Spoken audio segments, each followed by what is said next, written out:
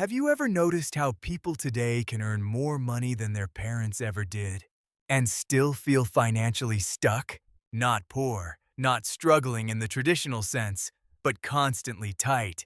By the end of the month, there's barely anything left.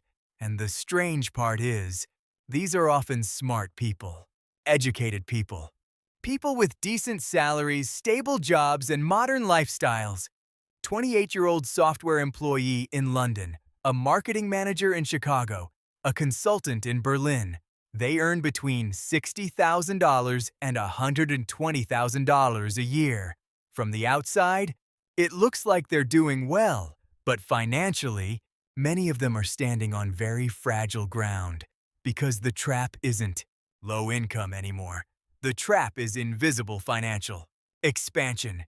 Here's what that looks like in real life. Someone gets their first serious job making $75,000 a year after taxes. Maybe they bring home around $4,500 a month. At first, that feels like freedom. So naturally, life upgrades. A better apartment closer to downtown. A financed car because I work hard. I deserve something reliable. A few subscription services, weekend dinners, flights booked on credit card points, a gym membership they barely use. Nothing extreme individually. But together, the math quietly changes. Rent becomes $1,800, car payment and insurance, $700 student loans, $400 food and social spending, another $800 subscriptions, shopping, random online purchases, maybe $300 to $500 without even noticing. Now suddenly, fixed monthly living costs are above $4,000, and this is where the dangerous part begins. The person still feels financially responsible because technically they can afford everything. Payments are on time. Credit score looks good. There's no dramatic crisis, but there's also no real margin. One layoff, one medical issue, one economic downturn, and the entire structure starts shaking immediately. What makes this trap so powerful is psychological. Most people don't upgrade their lifestyle because they're greedy. They do it because modern professional culture quietly trains them. 2. In the United States and across Europe, adulthood is increasingly measured through visible stability. The DER apartment, the car, the vacations, the normal lifestyle everyone around you seems to have, and when everyone finances their lifestyle at the same time, debt starts looking normal instead of dangerous.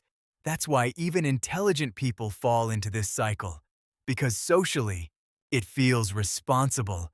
But financially, many professionals are building expensive lives before building strong balance sheets.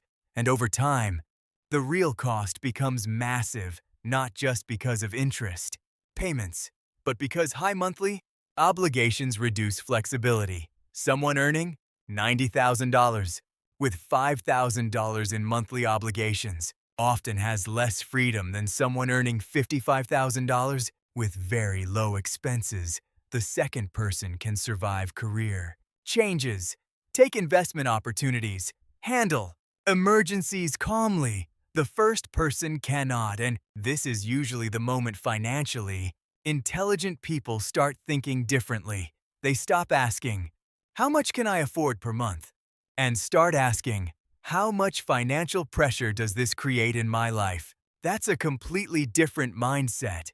Wealthy thinking is often less about visible success and more about reducing forced obligations, lower fixed costs, more cash flow, more time, more flexibility. Not because minimalism is trendy, but because financial breathing room quietly changes the quality of your decisions. You negotiate differently when you're not desperate for the next paycheck. You think differently when debt is low, and you experience work differently when your lifestyle doesn't require constant maintenance. The dangerous money trap isn't usually one terrible decision.